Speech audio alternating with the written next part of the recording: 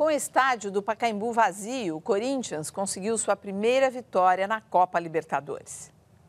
Um gato preguiçosamente ocupava um lugar que antigamente seria disputado à tapa quando começou o jogo. Com 10 minutos, o Corinthians fez o primeiro gol, com o Guerreiro pegando a sobra sozinho frente ao goleiro Delgado. O jogo estava praticamente decidido. Logo de cara, no segundo tempo, Pato, o mais recente ídolo do bando de loucos, fez o segundo. Os únicos 4 torcedores que conseguiram uma liminar na justiça e puderam ver o jogo pularam de alegria. O Corinthians é obrigado a jogar com portões fechados como punição pela morte do torcedor boliviano na semana passada. O time está em segundo na chave, com 4 pontos, 2 atrás do mexicano Tijuana, contra quem joga na próxima quinta-feira. Hoje eu vi no rádio que esse Pato, esse jogador, na hora que ele fez o gol, que ele virou para a arquibancada, meio como se estivesse indo ao encontro ali da torcida, e aí estava aquilo vazio, deu aquela desconcertada. Tinha um gato lá. Tinha um gato. Não, tinha uns 4. Ai, coitadinhos dos nossos jogadores corintianos. Rebeldes da Síria vão receber ajuda humanitária dos Estados Unidos e de países aliados.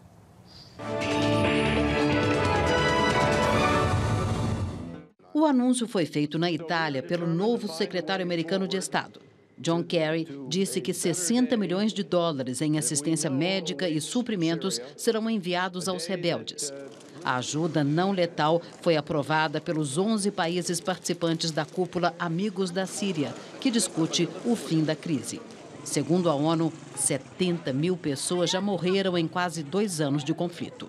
Ainda na Itália, o ex-primeiro-ministro Silvio Berlusconi é investigado por mais um caso de corrupção. Ele é acusado de comprar senadores de esquerda por 3 milhões de euros nas eleições parlamentares de 2007. O político também enfrenta um processo envolvendo sexo com menores de idade.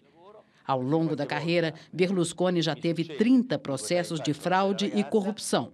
Teve 3 condenações em primeira instância e foi posteriormente absolvido.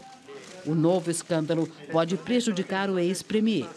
Depois do impasse nas eleições parlamentares do último final de semana, em que nenhum partido conquistou a maioria no parlamento, Berlusconi havia proposto uma coalizão para formar um governo.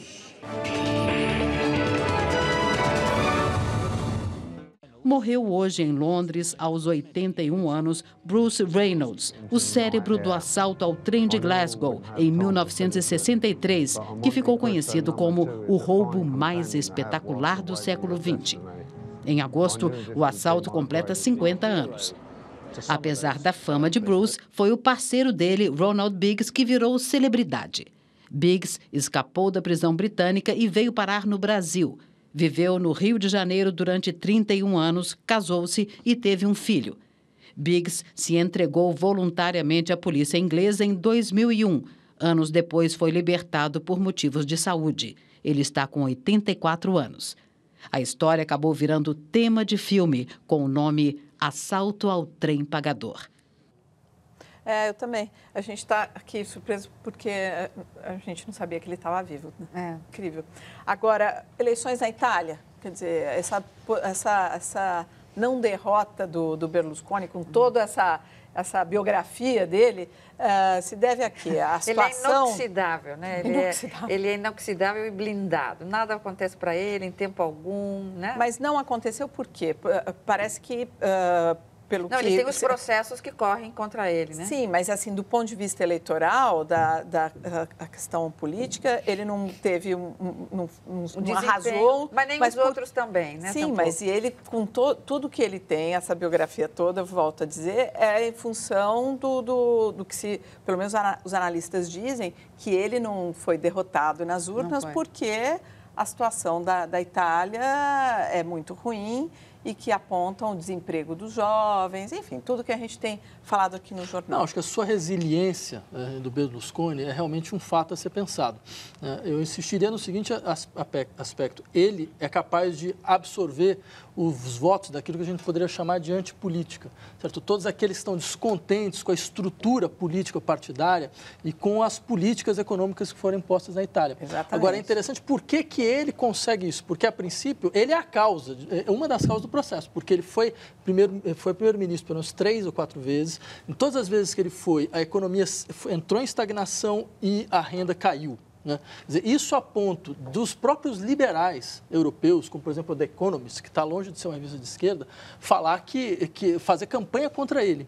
Certo? Então, quer dizer, então, o que acontece com o eleitor italiano? Não, o que acontece ele foi votar e foi o menor número de Teve uma grande abstinência. Foi uma abstinência... Mas o que acontece é que eu acho, ele tem essa figura, que é uma figura, digamos assim, de alguém que diz para você, olha, eu de fato não acredito nas leis, ninguém acredita nas leis, você vai ter todo o espaço para poder fazer o que você quiser, sobreviver de maneira individual. Certo? Então, ou seja, ele é a manifestação política de uma revolta contra a própria lei. Diga-se passagem... Ele é a figura do sucesso também, né? Porque assim, é o indivíduo que passa por cima de toda e qualquer lei, que é capaz de conseguir dar a volta a todo momento e ele tem uma moral própria, né? Então... Gente, muito obrigada pela presença. Chegou aqui o nosso final. O nosso Boa Noite especial vai para o religioso alemão Joseph Ratzinger, que há cerca de 5 horas, como a gente mostrou aqui, deixou o comando da Igreja Católica. E agora, Papa Emérito entrou para a história. A primeira renúncia da Igreja depois de 6 séculos deve repercutir por mais 600 anos. A seguir, você vê o Clube do Filme com a obra Janela Indiscreta, do mestre Hitchcock. Uma boa noite, até amanhã.